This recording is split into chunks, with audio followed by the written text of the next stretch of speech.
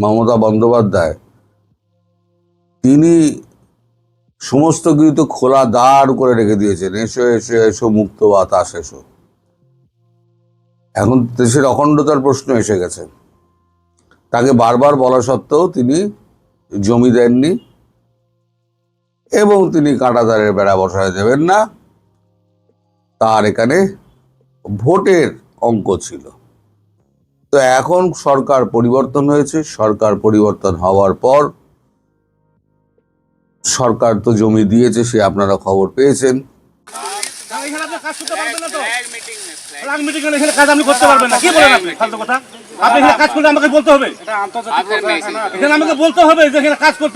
আমাদের ডকুমেন্ট লাগবে, সাজা পেতে বলতেছে লাগবে, এটা লাগবে।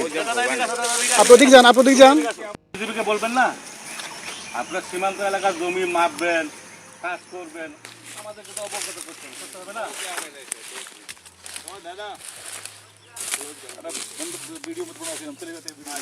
আমার কথা শুনেন, এখানে আপনি কাজ করতে পারবেন না, তো মিটিং এখানে কাজ আপনি করতে পারবেন না। কি বলেন আপনি ফালতু কথা?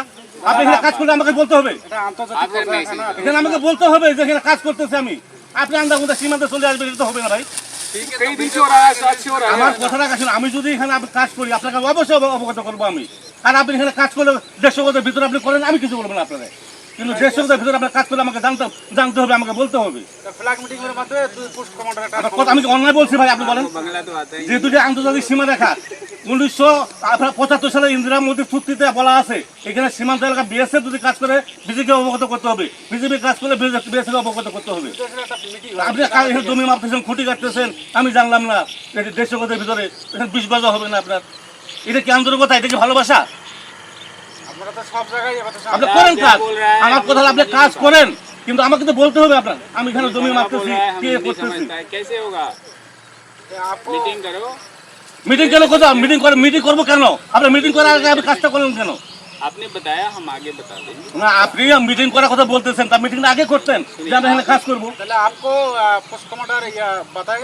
দাদা আপনারা তো বাংলা জানেন না? যদি আপনারা কাজ করেন আমাদের আগে বলা দরকার ছিল যে আমরা এখানে একটা কাজ করতে যাচ্ছি। আপনি কাজ জানা হুট করে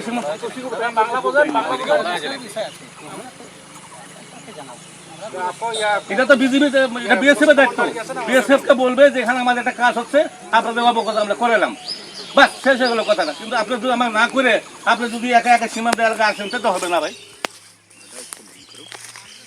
আমাদের ডকুমেন্ট লাগবে, সাজা পেতে বলতেছে লাগবে, এটা লাগবে। আপনি ওদিকে যান, আপনি ওদিকে যান। এটা আমাদের ডকুমেন্ট লাগবে, আমাদের অথরিটি বলতে হবে না। আমাদের অথরিটি বলতে হবে, আমরা আপনার প্রোডাকশন দিচ্ছি, আপনারা না করছি। আপনি 150 গজের বাইরে যদি আপনি কাজ করেন, আমি আপনাকে আপত্তি করবো না। কিন্তু আপনি 150 গজের ভিতরে যখন কাজ করতে আসবেন, আপনাকে অবশ্যই অবগত করতে হবে যে আমি এই কাজ আমি করতেছি।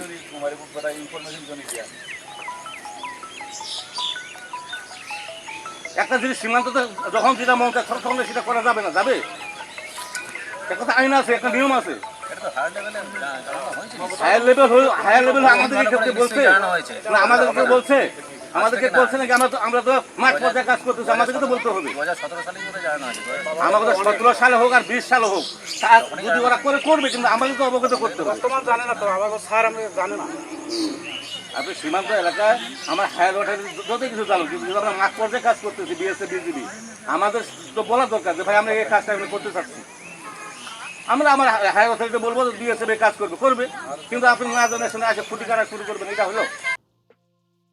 শুভেন্দু গতকাল রাতে দিল্লি চলে গিয়েছেন, অমিত শাহের সঙ্গে বৈঠক করেছেন। যাওয়ার আগে তিনি 7 সিস্টারের বর্ডার অঞ্চলের সমস্ত দায়িত্ব কেন্দ্রের হাতে তুলে দিয়েছেন, যেটা আমাদের পূর্বতন রাজ্য সরকার হাত দিতে দেয়নি।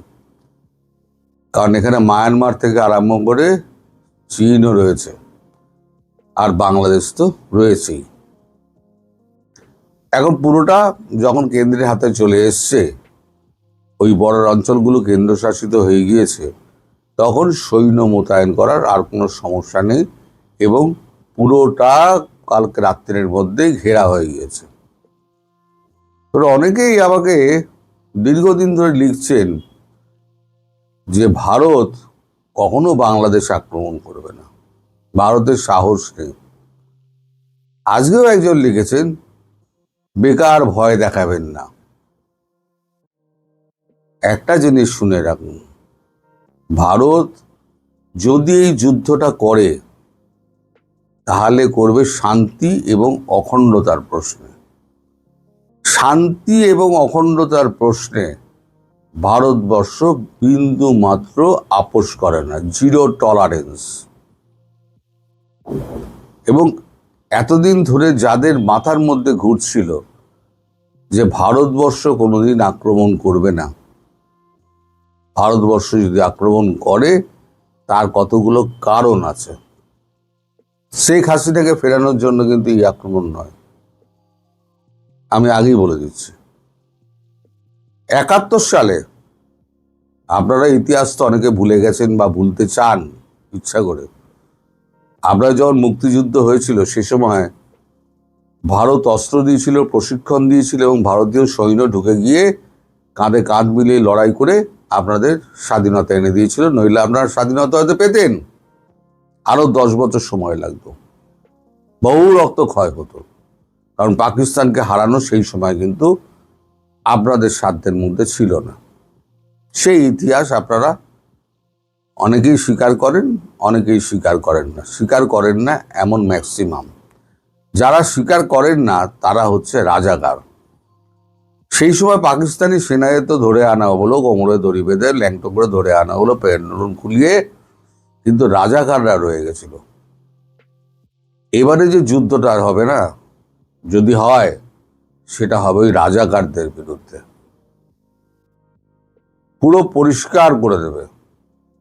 আর ভারতবর্ষের রৌদ্র রূপ আপনারা দেখেননি।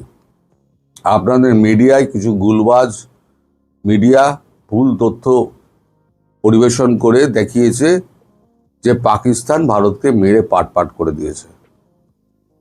আমরা কোথায় কোথায় মেরেছি, কি অবস্থা করেছি, নূরখান থেকে আরম্ভ করে আপনার চাকনালা, যে সমস্ত অঞ্চল ছিল এয়ারবেসগুলোকে ধ্বংস করে দিয়েছি। পাকিস্তানের মানে আকাশ মুক্ত সীমানা হয়ে গেছিল ভারতের জন্য, 3 দিনের জন্য মুক্ত আকাশ হয়ে গেছিল। বলা যায় যে কফি খেতে খেতে আমাদের পাইলটরা গিয়ে কাজকর্ম সেরে দিয়ে এসছে। আর বাংলাদেশ তো হচ্ছে ছোট একটা রাষ্ট্র, তার কোনো নেই সৈন্যবল, তার কোনো নেই অর্থবল। এখন একটা যুদ্ধ লড়তে গেলে যে পরিমাণ গোলা বারুদের সাপ্লাই এবং যে পরিমাণ সৈন্য লাগে, আপনারা বুকে হাত দিয়ে বলুন সেই পরিমাণ সৈন্য, সেই পরিমাণ গোলা বারুদ বাংলাদেশের স্টকে আছে কিনা।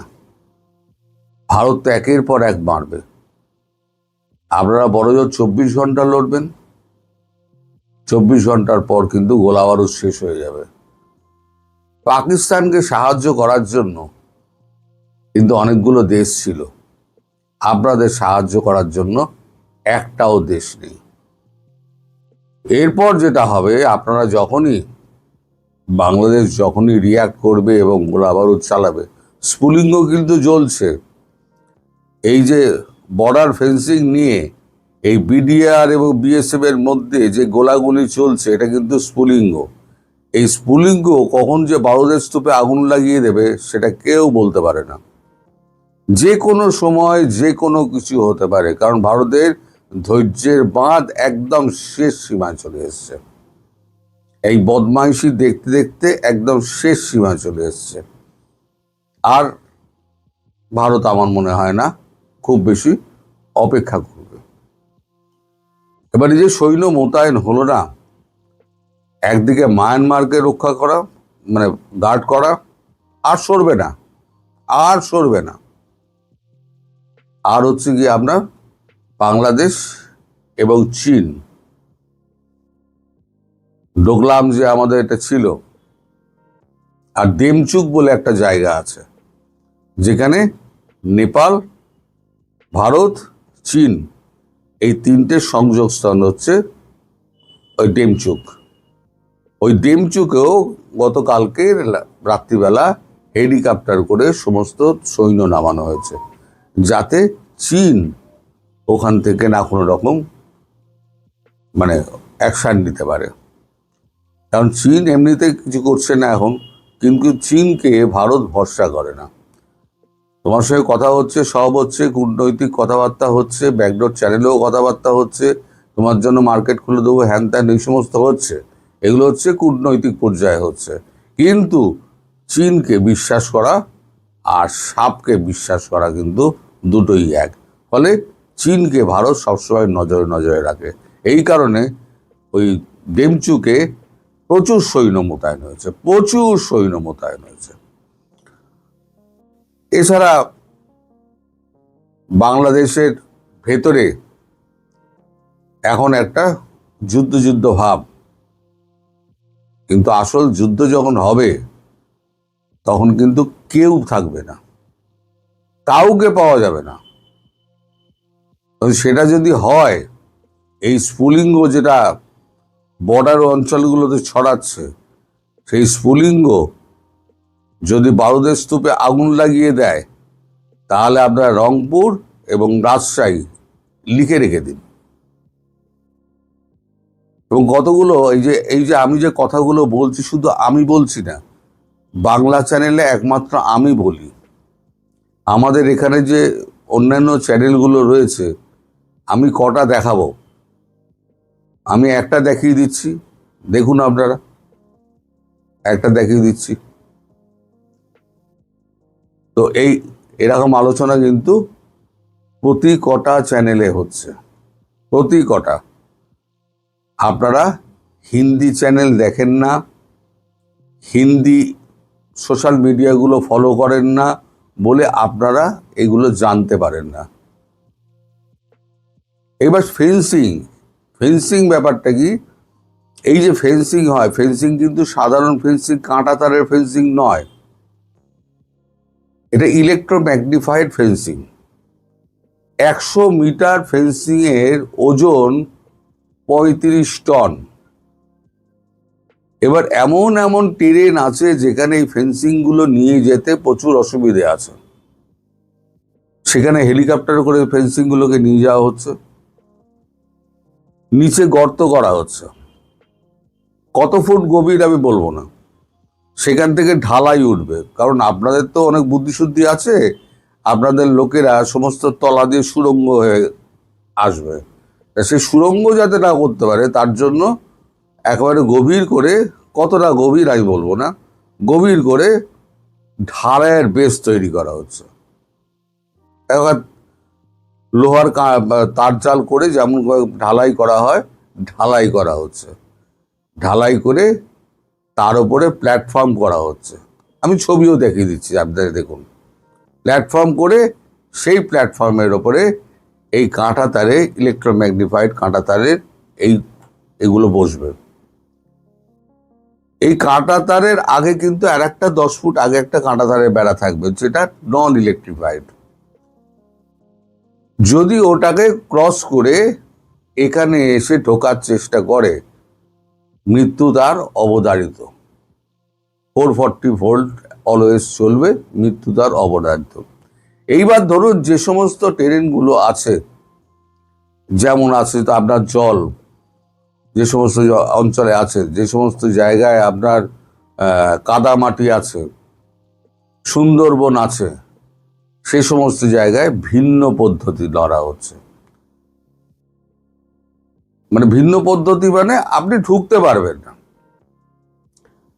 ওই অঞ্চলটা পশুদের জন্য বন্ধ করে দেওয়া হচ্ছে, কাটা পথ দিয়ে, কাটা তার দিয়ে পশুদের জন্য বন্ধ করে দেওয়া হচ্ছে, তারা যাতে না মরে। আর এদিকে পুরো মাইন বেছানো থাকবে, পুরোটা মাইন বিছানো থাকবে, আপনি যেখানে পা দেবেন সেখানে উড়ে যাবেন। সবে তো মৃত্যু শুরু হয়েছে, 2-4টে চোরাচালানদার মৃত্যু শুরু হয়েছে। এবার যারা যারা এখানে ঢোকার চেষ্টা করবে তারা গুলি খেয়েই মরবে। আর যদি এই গোলাগুলি চলতে থাকে বিএসএফ এবং বিজিবির মধ্যে, তাহলে পরে এই স্ফুলিঙ্গ কিন্তু বারুদের স্তূপে আগুন লাগাবে। আর বারুদের স্তূপে যদি আগুন লাগে, তাহলে পরে আপনার রাজশাহী থেকে আপনার রংপুর দুটোই কিন্তু হাতছাড়া হয়ে যাবে। চট্টগ্রাম কি হবে আমি সেই খবর এখনো পর্যন্ত জানি না। কালকে স্বরাষ্ট্রমন্ত্রীর সঙ্গে বৈঠক হয়েছে, আজকে প্রধানমন্ত্রীর সঙ্গে শুভেন্দুর বৈঠক হবে। বিশেষ প্যাকেজ চাইছে। অর্থনৈতিক অবস্থা, বাংলার যে অর্থনৈতিক অবস্থা মমতা ব্যানার্জি করে দিয়ে গেছেন তা একদম ভিখিরি করে দিয়ে গেছেন। এখন 8 লাখ কোটি টাকা মতো দেনা হয়েছে। এখন উন্নয়ন প্রকল্পে কোনো খরচা তখন হতো না, সমস্ত দান ধ্যান এই সমস্ত মেলা উৎসব এইসবে করতো, খরচা হতো। তো এই খরচাগুলো সমস্ত বন্ধ করে দেওয়া হচ্ছে, দান ধ্যান উৎসব সব বন্ধ করে দেওয়া হচ্ছে। এবার আয় কী করে বাড়ানো যায় আর সরকারের ওই কেন্দ্র সরকারের ধারটা কি করে ওটাকে ওয়াইপ আউট করা যায় তার জন্য কথাবার্তা হচ্ছে। তার পাশাপাশি রয়েছে বাংলাদেশ, ভারত এবং তার যুদ্ধ পর্যায়ে। প্রধানমন্ত্রীর গ্রিন সিগন্যাল পেরে শুভেন্দু অধিকারীও এদিকে যেমন মুভ করবেন, ওদিকে ইস্টার্ন কমান্ড জিওসিএনসি ওখানে পৌঁছে গেছেন, তিনিও গিয়ে সমস্ত কাজকর্ম করবেন। এখন এই ঘটনা কিন্তু ধীরে ধীরে বাড়বে। আপনারা কখনোই মনে করবেন না যে এটা শেখ হাসিনাকে ফেরানোর লড়াই। এটা ভারতের শান্তি এবং অখণ্ডতার লড়াই, যেটা ঢুকে ভারতবর্ষ রাজাকারদের শেষ করবে। একদিকে সেনা প্রত্যাহারের ঘোষণা, মাঠে নামলো বিজিবি। দেশ কি সত্যিই স্বাভাবিক? সেনা প্রধানের বক্তব্যের নেপথ্যের আসল বাস্তবতা কি? আমি গতকালকেও খুব ছোট্ট করে আরেক প্রসঙ্গের ভিডিওতে এ বিষয়ে কথা বলেছি যে সেনাপ্রধান মুখে বলছেন যে সেনাবাহিনী পর্যায়ক্রমে উঠে যাচ্ছে, কিন্তু বাস্তবতা সম্পূর্ণ ভিন্ন। যার কারণে দেশের মানুষের মনে প্রশ্ন আসছে যে দেশের আইন শৃঙ্খলা পরিস্থিতি কি সত্যিই পুরোপুরি স্বাভাবিক হয়ে এসেছে, নাকি পর্দার আড়ালে অন্য কোনো সংকট দানা বাঁধছে? সেনাবাহিনী কি আসলেই ব্যারাকে ফিরে যাচ্ছে, নাকি দেশের প্রয়োজনে যে কোনো মুহূর্তে এই সংখ্যা আরও বহুগুণ বেড়ে যেতে পারে? সম্প্রতি এক অত্যন্ত গুরুত্বপূর্ণ অনুষ্ঠানে সেনাবাহিনী প্রধান জেনারেল ওয়াকারুজ্জামান এক বড় বার্তা দিয়েছেন। তিনি আশা প্রকাশ করেছেন যে দেশের বিভিন্ন এলাকায় আইন শৃঙ্খলা রক্ষার কাজে এখনো যেসব সেনা সদস্য মোতায়েন রয়েছে তারা খুব অল্প সময়ের মধ্যেই ব্যারাকে ফিরতে পারবেন। কিন্তু হ্যাঁ, এখানেই একটা মস্ত বড় কিন্তু রয়েছে। সেনাপ্রধান একই সাথে সাব জানিয়ে দিয়েছেন একই অনুষ্ঠানে ব্যারাকে ফেরার আশা থাকলেও তারপরও দেশের প্রয়োজনে সেনাবাহিনীকে কিছু কাজ করে যেতেই হবে। অর্থাৎ সেনাবাহিনী মাঠ থেকে একেবারে চলে যাচ্ছে না। যতক্ষণ পর্যন্ত সরকার চাইবে সেনাবাহিনী মাঠে থেকে বিভিন্ন দায়িত্ব পালন করে যাবে। এখন প্রশ্ন হচ্ছে সেনাপ্রধানের এই বক্তব্যের আসল বাস্তবতা কি? একদিকে সেনা প্রত্যাহারের আশা, অন্যদিকে ঠিক একই দিনে রাজধানীতে বিজিবি মোতায়েন। দেশ কি আসলেই স্বাভাবিকের দিকে যাচ্ছে, নাকি বাস্তব পরিস্থিতি অন্য কথা বলছে?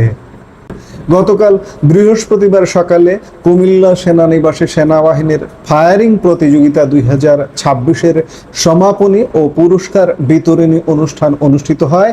সেখানে প্রধান অতিথি হিসেবে উপস্থিত ছিলেন সেনাপ্রধান জেনারেল ওয়াকারুজ্জামান। আর সেখানেই তিনি দেশের চলমান পরিস্থিতি এবং সেনাবাহিনীর ভূমিকা নিয়ে অত্যন্ত খোলামেলা ও তাৎপর্যপূর্ণ কথা বলেন। তিনি তার বক্তব্যে স্পষ্ট করে বলেন, আমরা দেশের শান্তি শৃঙ্খলা রক্ষার কাজে এখনো ডিপ্লয়েড আছি। অর্থাৎ সেনাবাহিনী এখনো মাঠ পর্যায়ে সক্রিয় ভূমিকা রাখছে। এই ডিপ্লয়মেন্ট কিন্তু আজকের বা কালকের নয়। সেনাপ্রধান নিজেই মনে করিয়ে দিয়েছেন যে 2024 সালের 20 জুলাই থেকে তারা এই কাজ করে যাচ্ছেন এবং এখন সেই দায়িত্ব পালন করছেন। ভাবুন একবার, 2024 সালের জুলাই মাস থেকে আজ 2026 সালের মে মাসও আমরা শেষ করতে যাচ্ছি, তখনও দেশের শান্তি শৃঙ্খলা রক্ষায় ঢাকা সহ সারা দেশে সেনা সদস্যরা নিরলসভাবে কাজ করে যাচ্ছেন। অর্থাৎ প্রায় 2 বছর হতে যাচ্ছে। সেনাপ্রধান নির্দিষ্ট তথ্য দিয়ে জানিয়েছেন এখনো প্রায় 16 থেকে 17 হাজার সেনা সদস্য বাংলাদেশের 62টি জেলায় মোতায়েন আছেন। যদিও আগের তুলনায় অনেক সৈনিক উইথড্র বা প্রত্যাহার করা হয়েছে, কিন্তু এখনো সম্পূর্ণ উইথড্র বা প্রত্যাহার করা সম্ভব হয়নি। আগে এটি ছিল 30 হাজারের মতো। তবে সেনাপ্রধান একটি ইতিবাচক আশাবাদ ব্যক্ত করেছেন। তিনি বলেছেন, ইনশাল্লাহ আমরা আশা করছি কিছু সময়ের মধ্যে আমরা সবাই ব্যারাকে ফেরত আসতে পারবো। কিন্তু ব্যারাকে ফিরলেই কি সেনাবাহিনীর কাজ শেষ? না, এখানেই আসছে মূল টুইস্ট। সেনাপ্রধান অত্যন্ত বাস্তবসম্মতভাবে বলেছেন, ব্যারাকে ফেরার আশা থাকলেও দেশের প্রয়োজনে সেনাবাহিনীকে কিছু কাজ করে যেতেই হবে। সরকার যতক্ষণ পর্যন্ত চাইবে সেনাবাহিনী মাঠে থাকবে এবং বিভিন্ন কাজ করে যাবে। যেমন উদাহরণ হিসেবে তিনি বর্তমান পরিস্থিতির কথা উল্লেখ করেছেন। তিনি বলেছেন, যেমন এখন ফিউল ডিপোগুলোতে আমাদের ডিপ্লয়মেন্ট আছে, এরকম টাইম টু টাইম বিভিন্ন কাজে আমাদের হয়তো সরকারকে সহায়তা করতে হবে। তার মানে রাষ্ট্রীয় গুরুত্বপূর্ণ কেপিআই যেমন জ্বালানি তেলের ডেপো বা এই জাতীয় স্পর্শকাতর জায়গাগুলোর সুরক্ষায় সেনাবাহিনী এখনো নিয়োজিত আছে এবং ভবিষ্যতেও প্রয়োজনে সরকারকে এরকম জরুরি সহায়তা দিয়ে যেতে হবে। পাশাপাশি সেনাপ্রধান সেনাবাহিনীর নিজস্ব কাঠামোগত দায়িত্বের কথাও মনে করিয়ে দিয়েছেন। তিনি বলেন, আমাদের যে প্রধান কাজ ক্যান্টনমেন্টে ফেরত এসে প্রশিক্ষণগুলো করে যুদ্ধের জন্য প্রস্তুতি। আমাদের নিজস্ব যে পদ্ধতি আছে, নিজস্ব ওয়ে আছে, সেগুলো আস্তে আস্তে আমাদের শুরু করতে হবে। খুবই স্বাভাবিক কথা। এটি পেশাদার সেনাবাহিনীর মূল কাজই হলো ব্যারাকে থেকে কঠোর প্রশিক্ষণ ও যুদ্ধের প্রস্তুতি নেওয়া। দীর্ঘ সময় ধরে অভ্যন্তরীণ আইন শৃঙ্খলার কাজে নিয়োজিত থাকলে নিয়মিত প্রশিক্ষণে কিছুটা হলেও তো প্রভাব পড়েই। তাই সেনাপ্রধান চান সেনাবাহিনী যেন দ্রুত তার নিজস্ব পদ্ধতিতে ফিরে যেতে পারে। সেনাপ্রধান যখন সেনাবাহিনী তুলে নেওয়ার কথা বলছেন, ঠিক তখনই আমাদের সামনে একটি বড় প্রশ্ন এসে দাঁড়ায়। দেশের বাস্তব অবস্থা আসলে কি? দেশের আইন শৃঙ্খলা পরিস্থিতি উন্নতির জন্য পুলিশ কি এখন পুরোপুরি সক্ষম? বাস্তবতা বলছে পুলিশ এখনো একা সব পরিস্থিতি সামাল দিতে পুরোপুরি সক্ষম নয়। আর এই অক্ষমতার স্পষ্ট উদাহরণ পাওয়া গেছে ঠিক সেদিনই যেদিন সেনাপ্রধান এই বক্তব্য দিচ্ছিলেন। হ্যাঁ, গতকাল বৃহস্পতিবারই যখন সেনাপ্রধান সেনা প্রত্যাহারের আশা প্রকাশ করছেন, ঠিক সেই দিনই দেশের রাজধানী এবং এর আশপাশের জেলাগুলোতে বর্ডার গার্ড বাংলাদেশ বা বিজিবি মোতায়েন করা হয়েছে। পবিত্র ঈদুল আজহা উপলক্ষে দেশের আইন শৃঙ্খলা পরিস্থিতি স্বাভাবিক রাখা, যানজট নিয়ন্ত্রণ এবং জনসাধারণের নির্বিঘ্ন যাতায়াত নিশ্চিত করার জন্য ঢাকা সহ আশপাশের এলাকায় এই বিজিবি মোতায়েন করা হয়েছে। গতকাল বৃহস্পতিবার বিজিবির ভেরিফাইড ফেসবুক পেজে দেওয়া এক পোস্টে সরকারিভাবে এই তথ্য নিশ্চিত করা হয়েছে। যেসব এলাকায় বিজিবি মোতায়েন করা হয়েছে সেগুলো হলো রাজধানীর ব্যস্ততম নিউ মার্কেট, এলিভেটেড এক্সপ্রেসওয়ে, সাভারের নবীনগর, বাইপাইল, গাজীপুর সিটি কর্পোরেশন ও গাজীপুর চৌরাস্তা। এই এলাকাগুলোর নাম শুনলেই আপনারা বুঝতেই পারছেন এগুলো কতটা যানজট প্রবণ এবং উৎসবের সময় কতটা ঝুঁকিপূর্ণ ও জনাকীর্ণ হয়ে ওঠে। বিজিবির সেই ফেসবুক পোস্টে আরও কিছু গুরুত্বপূর্ণ ডিটেলস বা তথ্য দেওয়া হয়েছে। সেখানে বলা হয়েছে, সরকারের নির্দেশনা অনুযায়ী ঈদের ঠিক 7 দিন আগে থেকে শুরু করে ঈদের পরবর্তী 3 দিন পর্যন্ত, অর্থাৎ মোট 10 দিন বিজিবি সদস্যরা এই বিশেষ দায়িত্ব পালন করবেন। তাদের মূল কাজ হবে জনসাধারণের নিরাপদ ও নির্বিঘ্ন ঈদ যাত্রা নিশ্চিত করা। এর পাশাপাশি সার্বিক আইন শৃঙ্খলা রক্ষায় গুরুত্বপূর্ণ টোল প্লাজা, মহাসড়ক ও তীব্র যানজট প্রবণ এলাকাগুলোতে নির্বাহী ম্যাজিস্ট্রেট দ্বারা পরিচালিত ভ্রাম্যমাণ আদালতের কার্যক্রমে বিজিবি সদস্যরা সরাসরি সহায়তা করবেন। এখন যদি আমরা পুরো বিষয়টি একটু ঠান্ডা মাথায় বিশ্লেষণ করি, তবে একটি বিষয় পরিষ্কার হয়ে যায়, দেশ এখনো পুরোপুরি স্বাভাবিক বা শান্ত নেই। ঈদে মানুষের যাতায়াত নির্বিঘ্ন করতে এবং শৃঙ্খলা ধরে রাখতে যদি সীমান্তরক্ষী বাহিনী বিজিবিকে ঢাকার রাস্তায় নামাতে হয়, তবে ভেতরের পরিস্থিতি যে এখনো পুরোপুরি পুলিশের নিয়ন্ত্রণে আসেনি তা স্পষ্ট। বিজিবির কাজ এই ঢাকার আইন শৃঙ্খলা যানজট নিয়ন্ত্রণ করা নয়, সেনাবাহিনীর কাজ নয়, এটি পুলিশের কাজ। অর্থাৎ পুলিশ কিন্তু কাজে ফেরেনি। আপনি যারা ঢাকায় চলাফেরা করেন, ঢাকার রাস্তাঘাটে চলাফেরা করলেও বোঝেন যে ট্রাফিক পুলিশের অবস্থাটা কি। এই দেখছেন এক সময় আছে, এই দিনের বাকি সময় নেই, অর্থাৎ এইভাবেই চলছে কিন্তু পুলিশ। আর এসব কারণে আশঙ্কা করা হচ্ছে যে বর্তমানে যে 16-17 হাজার সেনা সদস্য মাঠে আছেন, পরিস্থিতি যদি কোনো কারণে সামান্যতম অবনতি ঘটে তবে যে কোনো মুহূর্তে এই সংখ্যা 50,000-এও পরিণত হতে পারে। কারণ দেশের শান্তি ও শৃঙ্খলা রক্ষার প্রশ্নে কোনো আপোষ করা চলে না একদিকে যেমন, ঠিক তেমনি দেশের যে প্রতিষ্ঠানগুলো আছে, পুলিশ প্রশাসন, সেই প্রতিষ্ঠানগুলো যে ভেঙে ফেলানো হয়েছে সেই ভঙ্গুরই আছে, অর্থাৎ সেনাবাহিনীর হাতেই আছে। কিন্তু দেশের শৃঙ্খলা রক্ষার বলা যায় মূল দায়িত্ব সেনাবাহিনীর হাতেই আছে। তাহলে পুরো বিষয়টির সার সংক্ষেপ কি দাঁড়ালো? সেনাপ্রধান পেশাদারত্বের খাতিরে এবং সেনাবাহিনীকে নিয়মিত প্রশিক্ষণে ফিরিয়ে নেওয়ার জন্য ব্যারাকে ফেরার আশা প্রকাশ করছেন, যা অত্যন্ত যৌক্তিক, এটাই তো হবার কথা। কিন্তু দেশের বাস্তব পরিস্থিতি এবং উৎসবের মৌসুমের চাপ সামলাতে এখনো পুলিশ একা যথেষ্ট নয়, যার কারণে বিজিবিকে মাঠে নামাতে হচ্ছে। আর সরকার যতদিন চাইবে সেনাবাহিনীও পুরোপুরি মাঠ ছাড়ছে না। সব মিলিয়ে দেশের আইন শৃঙ্খলা পরিস্থিতি এখন একটি বড় চ্যালেঞ্জের মধ্যে দিয়ে যাচ্ছে। আমরা শুধু আশা করতে পারি সেনাবাহিনী, বিজিবি এবং পুলিশ সবাই মিলে দেশের মানুষকে একটি নিরাপদ ও শান্তিপূর্ণ পরিবেশ উপহার দেবে। দেখুন, পুলিশ নিয়ে নানা ঘটনা ঘটছে। পুলিশ কিন্তু এখনো পর্যন্ত বিভিন্ন জায়গায় আক্রান্ত হচ্ছে।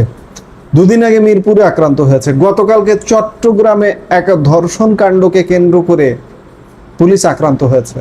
পুলিশ জনগণ দ্বারা অবরুদ্ধ হয়েছে। অর্থাৎ পুলিশের অবস্থাটা কিন্তু এমন, সেনাবাহিনী যতই মুখে বলুন না কেন, কিন্তু বাস্তবতা সম্পূর্ণ ভিন্ন কথা বলছে। দেশ এক শ্বাসরুদ্ধকর পরিস্থিতির মধ্যে আছে। আমরা প্রত্যাশা করেছিলাম, বা দেশের মানুষ প্রত্যাশা করেছিল, বিশ্ববাসী প্রত্যাশা করেছিল যে এই যে অবৈধ ইউনূস সরকার, এই অবৈধ ইউনূসের যে একটা অবৈধ নির্বাচন, এই নির্বাচনের পরে দেশ শান্ত হবে। শান্ত হয়নি, কিছুই হয়নি, দেশের কোনো উন্নতি হয়নি। দেশের উন্নতি যদি হতো, আপনি এই যে গত 3 মাসে দেশে কোনো বিনিয়োগ হয়েছে? নির্বাচিত সরকারের 3 মাস আপনি দেখাতে পারবেন? দেখাতে পারবেন না। কাজেই দেশ যে ভয়ঙ্কর সংকটে, আবার যে একটা যুদ্ধাঙ্গদেহী পরিস্থিতির মধ্যে যে কোনো মুহূর্তে ঢুকে যাবে। আমি বললাম যে 16,000-17 হাজার সৈন্য, এটা 50,000-এ যে কোনো সময় রূপ লাভ করতে পারে। দেশ এই অবস্থায় আছে।